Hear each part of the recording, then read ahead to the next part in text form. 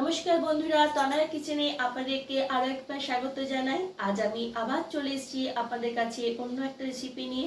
আজকে আমি মাশরুমের একটা রেসিপি আপনাদের সঙ্গে শেয়ার করব। এটা বানানো খুব সহজ এবং খুব কম সময়ে বানানো যায় এবং এটা খেতেও খুব টেস্টি হয়ে থাকে। তাই বেশি কথা না বলে সরাসরি রান্নাতেই চলে যাই। প্রথমে আমি মাশরুম নিয়েছি, এরপর মাশরুমগুলোকে আমি দুভাগ করে কেটে নেব।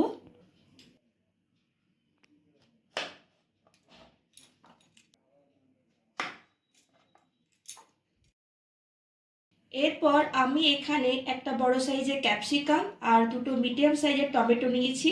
এরপর এগুলোকে আমি কেটে নেব।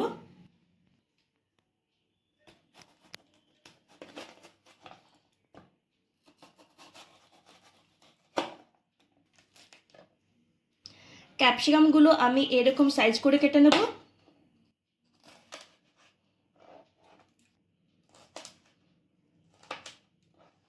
এরপর টমেটোটা কেটে নেব।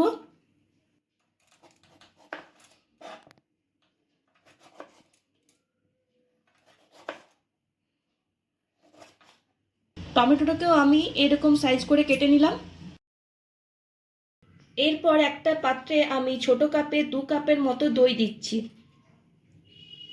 এরপর 1 চামচ ধনে গুঁড়ো, 1 চামচ জিরে গুঁড়ো, 1 চামচ শুকনো লঙ্কার গুঁড়ো, 1 চামচ Kashmiri red chilli powder, half চামচ হলুদ গুঁড়ো, রোস্ট করে রাখা কসুরি মেথি, 1 চামচ সবজি মশলা, 1 চামচ গোলমরিচের গুঁড়ো। এরপর কেটে রাখা মাশরুমগুলো দিচ্ছি, ক্যাপসিকাম আর টমেটো দিচ্ছি। এরপর ভালো করে মিক্স করে নেব।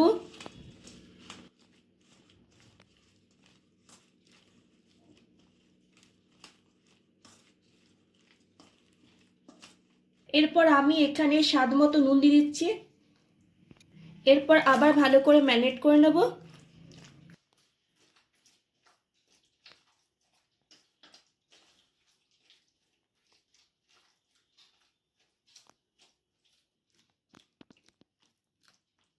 কড়াইয়ে সাদা তেল গরম হতে দিলাম, তার সাথে একটু বাটার দিলাম।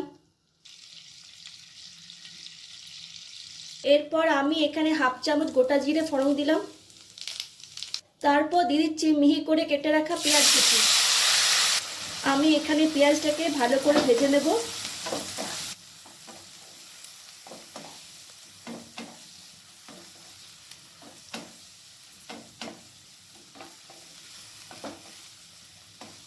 পেঁয়াজটা এখানে অনেকটাই ভাজা হয়ে এসছে। এরপর আমি এই স্টেজে কাঁচা লঙ্কা কুচি দেব। এরপর আবার ভালো করে ভেজে নেব।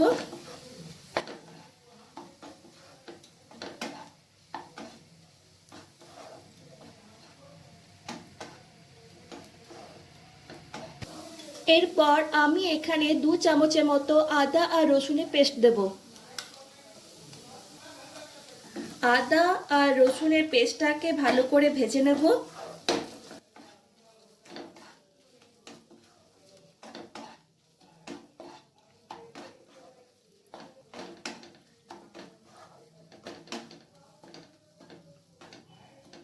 এরপর আমি এখানে আবারও কিছু গুঁড়ো মশলা অ্যাড করব। 1 চামচ জিরে গুঁড়ো, 1 চামচ ধনে গুঁড়ো, হাফ চামচ শুকনো লঙ্কার গুঁড়ো, 1 চামচ Kashmiri red chilli powder, half চামচ হলুদ গুঁড়ো, নুন স্বাদ মতো আর সামান্য পরিমাণে গোলমরিচের গুঁড়ো। এরপর ভালো করে মশলাটাকে মিক্স করে নেব।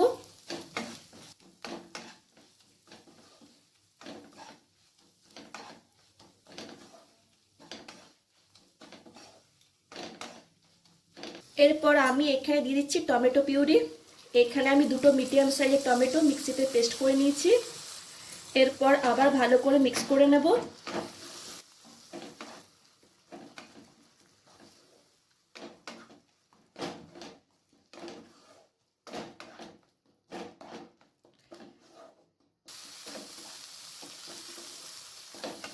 টমেটো পেস্টটাকে মশলার সাথে ভালোভাবে কষানো হয়ে গেছে। দেখুন মশলা থেকে খুব সুন্দরভাবে তেল ছাড়তে শুরু করে দিয়েছে। এরপর আমি এখানে দইয়ের মিশ্রণটা দেব।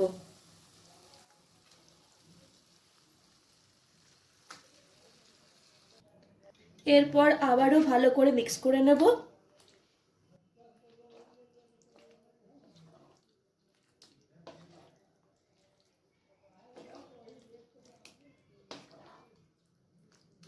এরপর আমি কিছুক্ষণের জন্য ঢাকা লাগিয়ে রেখে দিলাম, প্রায় 5 থেকে 7 মিনিটের মতো।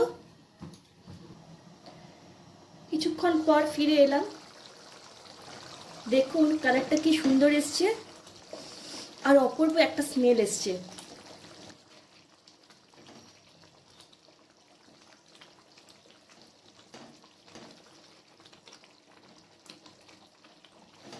এরপর আমি এই স্টেজে 1 চামচের মতো গরম মশলা গুঁড়ো ছড়িয়ে দিলাম আর তার সাথে 1 চামচ ঘি ছড়িয়ে দিলাম।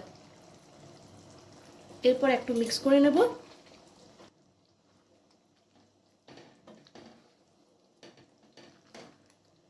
ব্যাস, রান্নাটা প্রায় শেষের দিকে। এরপর আমি আপনাদেরকে প্লেটে সার্ভ করে দেখাবো। কি বন্ধুরা, কেমন লাগলো আমার আজকে এই রেসিপি? ভালো লাগলে ভিডিওটিকে লাইক আর শেয়ার করবেন আর অতি অবশ্যই আমার চ্যানেলটি সাবস্ক্রাইব করবেন। এরপর খেয়ে দেখানোর পালা।